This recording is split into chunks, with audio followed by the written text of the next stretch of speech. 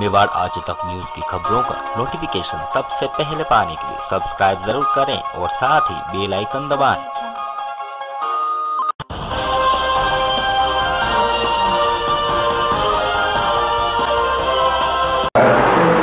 नमस्कार, मैं हूं हेमंत सिंह। हमारे साथ में एक ऐसी शख्सियत जुड़ी हुई है, एक ऐसे मेहमान जुड़े हुए हैं, उनसे हम आपको अवगत कराएंगे। जैसे याद करते हैं, पूरा देश याद करता, 26/11 का मुंबई का वो हादसा, आंखें नम हो जाती है। 26/11 जब भी वर्ष हो चुके हैं, 26/11 जब भी आता है पूरी मुंबई गम में डूब जाती है। इसी को लेकर हमारे साथ में उसकी मुख्य चश्मदीद गवाह जो हमारे साथ जुड़ी हुई है मेहमान, उनसे हम बातचीत करेंगे किस तरीके से उन हादसे से उभरे और इन्होंने गवाही दी, इनको किस तरीके का दबाव बना, क्या सरकार ने इनको सहायता करी या नहीं करी, इसी को लेकर हम बात करेंगे। स्वागत है आपका। देविका जी रोहतास में जुड़े हुए मेहमान, हम इनसे जानेंगे 26/11 का वो दिन किस तरीके के हालात थे, ज़रा हमारे दर्शकों को बताएंगे आप। 2008 की रात हम तीनों पुणे जाने वाले थे बड़े भाई को मिलने। पप्पा तीनों CST गए बांद्रा से। 13 नंबर प्लेटफॉर्म के सामने बैठे, उतने में मेरा भाई बोला मुझे कि मुझे टॉयलेट आया। पापा बोले तो टॉयलेट जाके आ जा, हम टिकट निकाल के जाएंगे। जैसे ही वो टॉयलेट को गया, गोली फायरिंग और बॉम्ब स्पॉट हुआ। हम भागने की कोशिश की तो कसब की गोली आके मेरे राइट पैर में लगी, मैं गिर गई, बेहोश हो गई। तब मेरी उम्र 9 साल 11 महीने की थी। मुझे समझ नहीं आ रहा था कि वहाँ पर हो क्या रहा है। किसी के हाथ में गोली लग गई, किसी के पैर में, कोई गिर रहे, खून निकल रहा है। पहले तो एक बॉम्ब स्पॉट हुआ, उसके बाद अंधाधुंध गोली फायरिंग होना, और वो फायरिंग की आवाज़ जैसे कि कोई फटाका फुटता है तो वैसी आवाज़ आ रही थी। कुछ समझा नहीं, बस चारों ओर से गोलियां चल रही थी। तो आपको कैसे लगा कि इसी इंसान ने गोली चलाई या इसने विस्फोट किया? इतना अचानक से हादसा होता है, आपकी उम्र लगभग 9 वर्ष की थी, तो कैसे आपको ये अंदाजा लगा कि पहले एक बॉम्ब स्पॉट हुआ, उसके बाद वहाँ पर बैग वगैरह कपड़े डाल के वो स्पॉट्स को ज़्यादा फैलने नहीं दिया गया। उसके बाद जो गोली फायरिंग की आवाज़ आने लगी, एक शख्स को देखा मुटका सरी का, जिसके हाथ में बड़ी सी बंदूक है, जो अंधाधुंध गोली फायरिंग कर रहा है। उसके चेहरे पे एक स्माइल है, उसे कोई फर्क नहीं पड़ रहा है कि क्यों हमें मारा है। मेरे पेरेंट में क्वेश्चन था कि आखिर हमने इसका क्या बिगाड़ा है जो ये हमें गोली मार रहा है। कि बंदूक वगैरह ये तो एक मैंने फिल्म में देखी थी, तब उससे इतना पता चला, हाँ ये इतना पता है कि वो एक शख्स है मुटका सरी का, जिसके चेहरे पे एक स्माइल है, वो फायरिंग कर रहा है। जब ये हादसा हुआ फिर आपको अस्पताल ले जाया गया, तो वहाँ किस तरीके के हालात बने? जब मुझे हॉस्पिटल लेके गए, मुझे सेंट जॉर्ज हॉस्पिटल लेके गए। सेंट जॉर्ज में कई लोग मरे थे, घायल थे। डॉक्टर ऐसे ऑपरेशन कर रहे थे, किसी को बेहोश नहीं कर रहे थे। तो मैं देख के और डर गई, घबरा गई। वहाँ मेरा ऑपरेशन है, वहाँ से मुझे करीबन सुबह 4 बजे जेजे हॉस्पिटल लेके गए। जेजे हॉस्पिटल करीबन मैं 1.5 महीना एडमिट रही। पैर का 6 बार ऑपरेशन किया गया। जब मुझे डिस्चार्ज दिया गया तो मैं मेरे राजस्थान गाँव आई। मुंबई क्राइम ऑफिसर से मेरे काकू को कॉन्टैक्ट किए, बोले कि देविका के पिताजी का नंबर मिलेगा। उन्होंने बोला हाँ। मेरे पापा का कॉन्टैक्ट नंबर दिया, हमसे बात की, बोला कोर्ट में आके बयान देने के लिए तैयार है? हमने बोला हम तैयार है बयान देने के लिए। पापा ने दोनों टेररिस्ट को देखा था, मैंने एक को देखी थी। फिर 10 जून को 2009 को मैं और मेरे पापा ने जाके दोनों ने कोर्ट में गवाही दी थी। मैंने बोला था ये आतंकवादी जिसने मुझे गोली मारी और मेरे आंखों के सामने कई लोगों को गोली मारी थी। बिल्कुल। आप जब हॉस्पिटल से घर पहुंचे तो जो घर के क्या होता है कि वातावरण जो होता है ना, वो किस तरीके से लोगों ने आपको बोलना चाहा होगा या किसी तरीके की कोई तकलीफ आसपास के लोगों, क्योंकि एक आतंकवादी के खिलाफ आप गवाही देने जा रहे हो, इतने बड़े हमले से आप उभरे हो, तो क्या सिचुएशन रही उस दौरान? जब मुझे गोली लगी तब जो जहाँ मैं रहती थी वहाँ के लोगों को लगा कि हम चले गए तो ये मर गए, तो हमारा जो भी सामान था घर में सब कुछ था वो उन्होंने बेच दिया, हटा दिया वहाँ से। हम जब घर पहुँचे तो हमें कुछ भी नहीं मिला गया, वहाँ से सिर्फ एक पेटी मिला। तो हम उस बात पे बहुत दिमाग खराब हो गया था कि ऐसे कैसे ये कर सकते हैं। फिर वहाँ से हम दूसरी जगह शिफ्ट हुए रहने के लिए। बांद्रा में ही रहते हम अभी भी, पहले से वहीं थे। फिर वहाँ पर हमने दूसरी जगह रूम लिए। फिर कोर्ट में बुलाए तो लोगों का ये था कि आप मत जाइए केस में, आपको गोली फायरिंग और मर जाओगे, कोई आतंकवादी आके मार देगा, आप तो मरोगे, हमें भी मारोगे। तो मतलब केस में खड़ा होने के बाद कई जगह से मुझे तकलीफें का सामना बहुत करनी पड़ी। पापा का जो बिजनेस था वो बंद हो चुका है, अब पापा कुछ नहीं कर पाते। मार्केट जाते तो बोलते कि आप आओगे तो टेररिस्ट हमला हो जाएगा, आप यहाँ पर मत आओ, आप मर रहे हो तो हमें क्यों मार रहे हो। लोगों का कहना ऐसा है। जी बिल्कुल। वहाँ से अगर बात की जाए जिस दौरान आपके ऊपर इतनी बीत रही थी, जो परिवार के आपके जो लोग हैं, जैसे आपके अंकल हैं या आपका जो निजी परिवार है, उनकी ओर से क्या रिएक्शन रहा? तभी रिएक्शन था इनका, मुझे फैमिली से कोई सपोर्ट नहीं है। मेन तो सपोर्ट में मेरे पापा और मेरे भाई, हम तीनों ही है जो एक दूसरे के सपोर्ट में। बाकी पहले हमें कोई सपोर्ट नहीं करता, अभी धीरे धीरे हमसे जुड़ने लगे, बात करने लगे। पहले ना ही कोई हमें घर में बुलाते थे, ना ही शादी में इन्वाइट करते थे। अभी बहुत मुश्किलों से 2-3 सालों के अंदर बात करने लगे, अच्छे से बुलाने लगे हमसे। हाँ, पर कभी बोलते हैं ऐसे बेटी लगती है, पोती लगती है हमारी बोलने के लिए, पर अभी मुश्किल से जुड़े हैं। अब पता नहीं आगे देखते कि ऐसे ही रहते या क्या होता है। बिल्कुल, जब 2000 जून आपने बताया कि जून महीने में पुलिस ने आपसे संपर्क किया गवाही को लेकर, तो उस दौरान किस तरीके का फेस किया आपने, कैसे डिसीजन लिया अचानक से कि आतंकवादी के खिलाफ हम गवाही देने जा रहे हैं, हमारे परिवार के लिए भी खतरा बनेगा, या फिर इस तरीके की धमकी, या फिर तभी ये तो नहीं सोचा हमने कि खतरा बनेगा। मेरे पापा को बोले कि आप कोर्ट में आके बयान देने के लिए तैयार हो, हम दोनों से पूछा, हमने बोला हम तैयार है। पापा ने तो दोनों टेररिस्ट को देखा था। पापा बोले मैं भी मेरी बेटी को खड़ा करूंगा, मुझे कोई प्रॉब्लम नहीं है और ना ही मुझे डरता है। मैं तो उस आतंकवादी को मारना चाहती थी जिसने मुझे गोली मारी। तब मैं बैसाखी से चलती थी, मैं कोर्ट में गई थी, मेरा मन तो ऐसा हुआ था कि बैसाखी फेंक के मारूं या मुझे कोई बंदूक दो तो मैं इसे गोली मार दूं, क्योंकि उसने मेरे सामने कई मासूम बच्चे, कई लोगों को, पुलिस ऑफिसर शहीद हुए। तब से मुझे खुनस हो गई थी और तब से मेरी एक ही इच्छा है कि मैं एक पढ़ लिख IPS ऑफिसर बनना चाहती हूँ। कसाब से बड़े बड़े टेररिज्म में खत्म करना चाहती हूँ। जी बिल्कुल, आप राजस्थान से हो, महाराष्ट्र सरकार जहां आप अभी निवास कर रहे हो, हाल निवास, तो महाराष्ट्र सरकार ने किसी तरीके की सहयोग राशि या किसी तरीके का सहयोग या सुरक्षा को लेकर किस तरीके के हालात थे उस समय पर? मैं बिलोंग तो राजस्थान से करती हूँ, रहती हूँ महाराष्ट्र में, मुंबई में। महाराष्ट्र सरकार से जो सभी को तभी जो गोली लगा उसमें जो सहायता थी वो मुझे मिला गया, 3,26,000 मुझे मिले गए। उसके बाद तो सिर्फ बड़े बड़े वादे किए, हम आपके लिए ये करेंगे वो करेंगे, पर किया किसी ने नहीं। फिर मैंने CM सर और PM सर को मैंने ट्वीट किया था, देविका रोटावन मेरा ट्विटर हैंडल है, आप चेक कर सकते हो, पर वहाँ से मुझे कोई रिप्लाई नहीं आया। फिर दिल्ली से एक शख्स आया, वो बोले कि आप लेटर लिखिए तो शायद आपका कुछ हो सके। तभी मेरी फाइनेंशियल तकलीफ बहुत थी, तो मैंने लेटर लिखी। CM सर के चक्कर मैंने 1.5 साल तक काटी, उसके बाद जाके मुझे मदद मिली गई। बट मुझे तभी एक बीमारी हो चुकी थी और वो बीमारी की एकदम लास्ट स्टेज पर पहुंची थी मैं। थैंक गॉड जब वो मदद मिली तो मैं बची हूँ, आज मैं आपके सामने होती तो शायद फिर से मैं रह नहीं पाती थी। आप हिंदुत्व नववर्ष आज और उदयपुर पधारे, मेवाड़ की धरातल पर पधारे, महाराणा प्रताप की वीर भूमि पर पधारे हैं, तो मेवाड़ की प्रवासियों को, मेवाड़ के वासियों को क्या संदेश देना चाहेंगी आप? या मैं तो खुद राजस्थान की हूँ, भले मैं सुमेरपुर से हूँ, उदयपुर राजस्थान एक ही बड़ा शहर हो गया है। और राजस्थान तो सूर्य का धरती है, तो यहाँ तो अनगिनत नाम है। यहाँ पर सभी को एक ही मैसेज देना चाहती हूँ, कहीं पर भी कुछ होता है तो आप चुप के बैठिए नहीं, तो उसके डट के सामने कीजिए। नहीं तो हम सोचते हैं क्यों पुलिस के मैटर में जाएंगे, कोई टेररिस्ट हो या कोई भी हमला हो तो आप जाते नहीं हो। तो ये सोच अपने माइंड से निकालिए, जब सोच बदलेगा तब तो देश बदलेगा। राजस्थान सरकार का एक नारा है बेटी बचाओ बेटी पढ़ाओ, राजस्थान की बेटियों को क्या संदेश देना चाहेंगे आप? सिर्फ ये कहावतों में नहीं रहनी चाहिए बेटी बचाओ बेटी पढ़ाओ, इसके ऊपर उम्मीद भी होना चाहिए। आज भी लोग बोलते हैं बेटी पढ़ाओ, बट कहीं जगह पे आप जाके देखोगे तो बेटी को नहीं पढ़ाते, उसे 4 घर में ही रखते, बाहर निकलने नहीं देती। मानती हूँ किस किस की सोच अच्छी होती है, वो अच्छे के लिए बोलते हैं, बट उसे उनकी भी तो आज़ादी उनको पूछनी चाहिए ना कि आप क्या करना चाहती हो। उनका भी तो एक हक बनता है वो खुलेआम जी सके। हाँ, आपको आज़ादी जितनी दी जा रही है तो उतना ही रखिए, उसका गलत फायदा ना उठाने चाहिए। ये बेटियों को भी मैं संदेशा देना चाहती हूँ।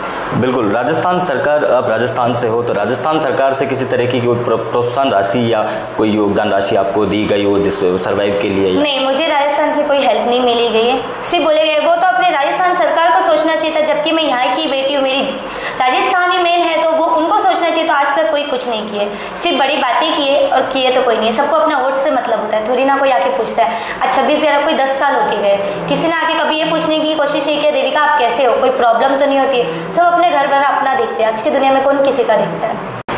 बिल्कुल, हमने सुना है कि हर जगह आपको बुलाया जाता, सम्मान के लिए बुलाया जाता है। जैसे आपको मध्य प्रदेश बुलाया था, इसी तरीके से राजस्थान में भी बुलाया था, और महाराष्ट्र तो वैसे ही आपका ही राज है। और इस तरीके से जितनी जगह आप सम्मान पाने गए, किसी तरीके से कोई सहयोग राशि या फिर खाली सिर्फ वादे ही रहे? नहीं, सम्मान तो मेरे हद से ज़्यादा हुए। कई सम्मान में मुझे दिया भी गया, सहयोग राशि इंदौर में हुआ, मेरे बहुत बड़े जगह पे हुआ है। शो की कमी नहीं है, अवार्ड्स भी बहुत मिले, खुशी होती है कि मुझे ऐसा प्यार मिलता है। बट जो गवर्नमेंट से मुझे बड़ी बड़ी वादे वो अभी तक कभी पूरी नहीं हुई, सिर्फ बोला गया, किया किसी ने नहीं। जो गवर्नमेंट का मुझे तभी 26-11 में था 3,26,000 मिले गए। 92 जो मैंने लेटर लिखा था उसके ऊपर से मदद आई। जो घर के लिए मेरा बोला गया कि बेटा हम आपको हमेशा साथ देंगे, वो अभी तक दिया नहीं गया, सिर्फ बोला गया। मेन तो राजस्थान सरकार से मुझे कोई मदद नहीं आई, ना ही राजस्थान की कोई बड़े मंत्री आके भी मुझसे मिला नहीं है कि बेटा आप कैसे हो, आपको गोली लगी, आपको कोई तकलीफ तो नहीं है, आप विटनेस बने हो, आपको कोई बात की प्रॉब्लम नहीं है, कोई आके पूछने की कोशिश नहीं किया।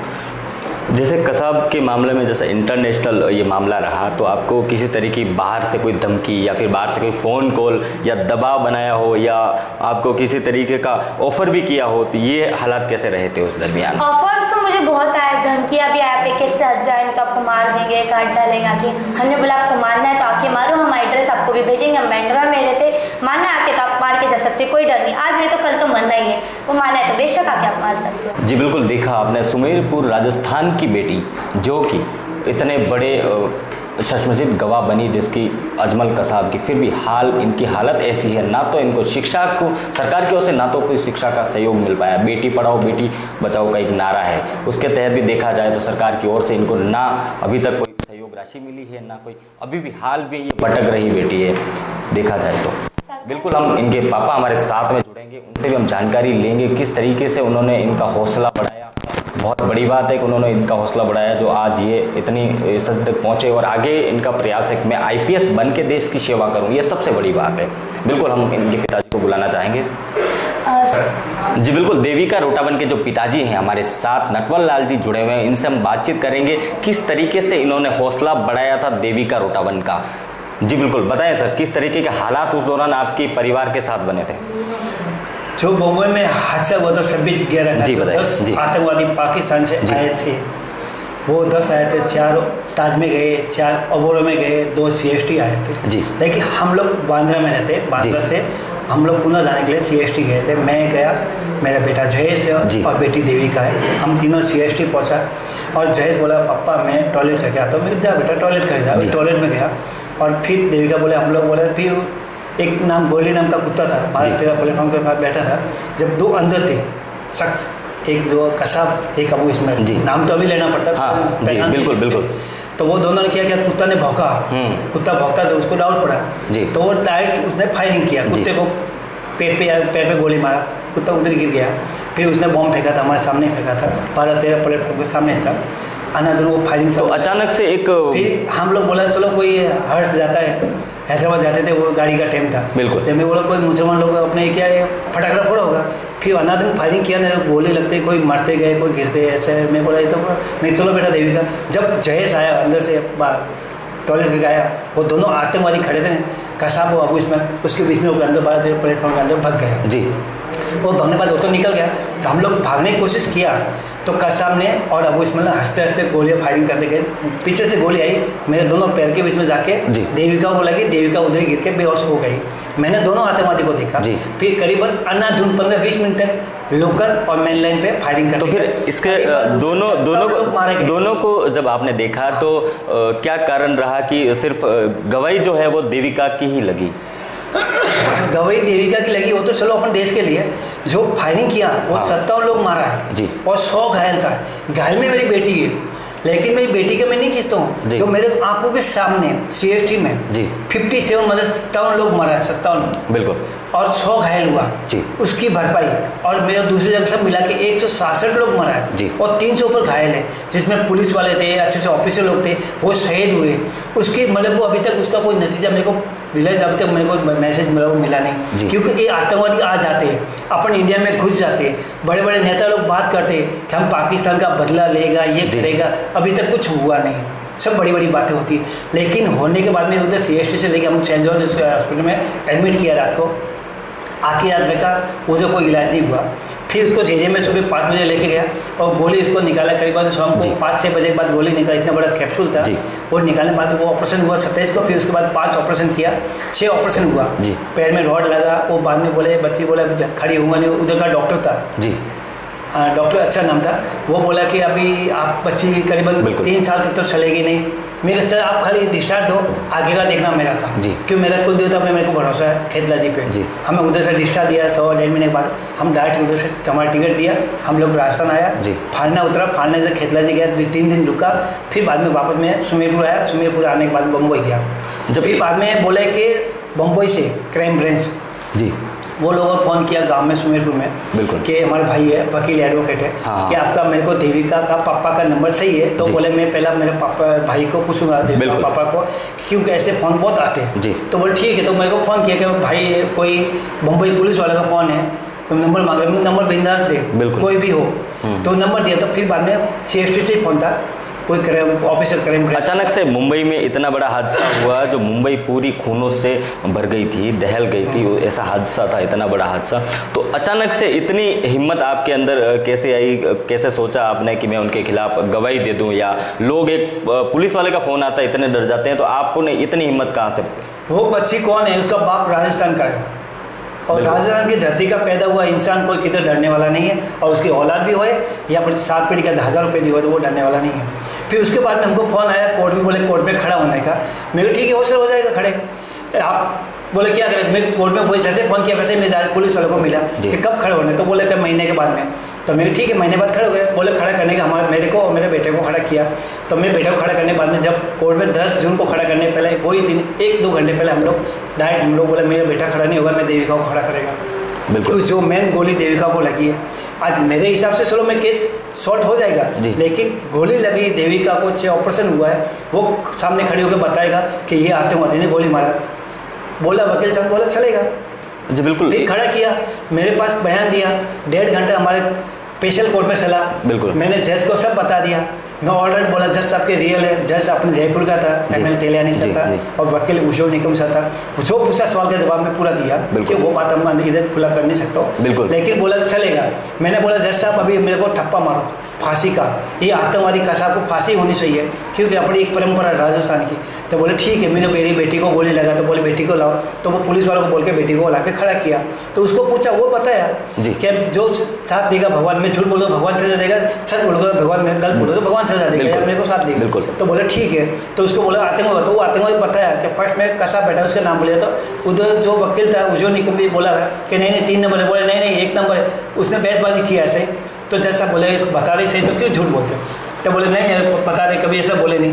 तो बोले तो उसका बाप पहले बोल दिया था हमको कोई पुलिस से आए नहीं, हम किसी से, हम तो हम देश के लिए कर रहे हैं जी छतरी के ऊपर। बिल्कुल, होने के बाद में ये निर्णय हो गया। तो बेटी ने भी बोला कि अभी ठप्पा मारो, वो ठप्पा फर्स्ट होटे में मारा फांसी का। इतने बड़े हादसा के आप गवाह बने, आपका पूरा परिवार गवाह बना है, तो जो आपका आस पड़ोस का जो आपके परिवार है, आपके जो भाई बहन हैं, उनकी ओर से क्या रिएक्शन रहा जब आपने इतना बड़ा फैसला अचानक से लिया, या फिर परिवार की सहमति रही? क्यों डरते हैं? ये आतंकी हमला है, ये इंडिया में नहीं पूरा वर्ल्ड में फर्स्ट नंबर है। बिल्कुल, जैसे अमेरिका में हुआ था जी, उधर भी हुआ था, उधर की 10,000-10,000 लोग मारे थे। बिल्कुल, और ये बम्बई में हुआ था 26/11 जी, 166 लोग मारा है और 300 ऊपर घायल है जी। ये हादसे में खड़े होने की हिम्मत सही है, इसमें अच्छे से ऑफिसर लोग डरते हैं क्योंकि आज कौन अपनी मौत के आगे खड़ा रहेगा मरने के लिए। बिल्कुल बिल्कुल, हम लोग डरते नहीं है। हम क्यों, राजस्थान की पैदाश है जी, भले मुंबई में रहते 35 साल हुआ, लेकिन खड़े होकर हम लोग को फांसी तक तो पहुंचवा दिया जी कसाब को। लेकिन अभी तक हमारा दिल पूरा नहीं हुआ है। ये हमारी इंडिया गवर्नमेंट को सबको बोलता हूँ, हमारे राजस्थान गवर्नमेंट हो कि महाराष्ट्र गवर्नमेंट हो कि भारत की गवर्नमेंट हो, हम तो अभी ये बोलते हैं, हम बीजेपी वाले नरेंद्र मोदी जी को बोलते हैं, आप हमारी बात सुनते हो। जो पाकिस्तान बैठा है मास्टरमैन, हाफिज सईद है, दाऊद है, लखवी है, जैश है, वो लोग मास्टरमैन को लाके इंडिया में लाके फांसी की सजा पे लटकाओ, नहीं तो देविका को IPS बनने दो, वो जाके उधर घुस के मारेगा तो हमारे देश की जीत होगा जी। मेरी बेटी जब बोलती है IPS बनूंगी, बिल्कुल आप देश साथ देगा जब IPS बिल्कुल बिल्कुल, बहुत अच्छी बात है, आपने बहुत अच्छी बात भी कही। और इसी को लेकर हम ये जानना चाहेंगे कि राजस्थान की बेटियां हैं, महाराष्ट्र की बेटियां महाराष्ट्र में निवासरत करते हैं, तो महाराष्ट्र और राजस्थान की बेटियों, पूरे देश की बेटियों को क्या संदेश देना चाहेंगे? सब देश की एक ही है, बेटी को माँ बाप अपने बेटी को सब लेकर सपोर्ट देना चाहिए कि बेटी पढ़े लिखी करो, किसी सामने डरो मत, कोई ऐसा हम लोग के सामने खड़ा होने का, अपनी बेटी के ऊपर कभी गलत नज़र मत रखो और बेटी को खुला छोड़ दो, अपना वो सीख के आगे बढ़ेगी क्योंकि वो बेटियों का सवाल है। और बेटी के ऊपर अपने गलत ऑप्शन उठा नहीं सकता कोई भी इंडियन आदमी जी। बिल्कुल, बेटी के लिए सब साथ है, हमें बेटी है, मेरी बेटी भी है, आज मेरी बेटी खुली घूमती है जी। आज मेरे लड़के को भी घर से उठा दिया था जी 2 साल पहले, तो 24 घंटे में ला के बताया मैं जी, क्योंकि पुलिस तो बोलता है 15 दिन लगेगा, फिर 15 दिन लगे तुम्हारे लगेगा, मैं 24 घंटे में लाके खड़ा किया बम्बई में, बांद्रा में रहता हूँ मैं। तो अभी तक तकलीफ होती रहती है, अभी तक भारत सरकार की ओर से या महाराष्ट्र सरकार या राजस्थान सरकार की ओर से किसी तरह की प्रोत्साहन राशि या राजस्थान सरकार के हिसाब से 2 साल पहले हम लोग गंगानगर आए थे, गंगानगर में महेश पेड़ीवाल ने बात किया था, हमारा शो अच्छा किया था, बिल्कुल उधर राशि भी अच्छी मिली थी। हम पदमपुर भी गया था, कर्णपुर भी गया था, पाकिस्तान बॉर्डर के अंदर भी जाके आया, सब कुछ किया। उधर से फ़ोन भी किया था हमारे गाँव में सुमेरपुर में, हमारा सुमेरपुर विधायक था मदन राठौर ने बोला आपको सुमेरपुर में घर देगा। बिल्कुल, आज 2 साल होने वाले हैं, मदन राठौर घर क्यों नहीं दिया? मैं एक ही सवाल पूछता हूँ, अभी विधायक हमारा है, हमारे जात वाला है, हमारे कास्ट वाला है, हमारा वही लगता है जी, वो मान अच्छा है, अभी बोलना अच्छा नहीं लगता क्योंकि हमारे सही बात है, बिल्कुल बिल्कुल, लेकिन वो सुने तो हमारा काम करना आना चाहिए बस जी। बिल्कुल, आपने देखा कि ये थे देविका रोटावन के पिताजी, इन्होंने किस तरीके से उनका हौसला बढ़ाया, इनका पूरा परिवार इनके खिलाफ हो गया था, इनका पूरा जो आसपास के रहवासी थे इनके खिलाफ हो गए थे, बिकॉज आप गवाह बने थे अजमल कसाब के, जो कि देश इतने बड़े देश के आतंकवादी के खिलाफ इन्होंने गवाही दी। इसी को लेकर हेमंत सिंह चंदाना उदयपुर से मेवाड़।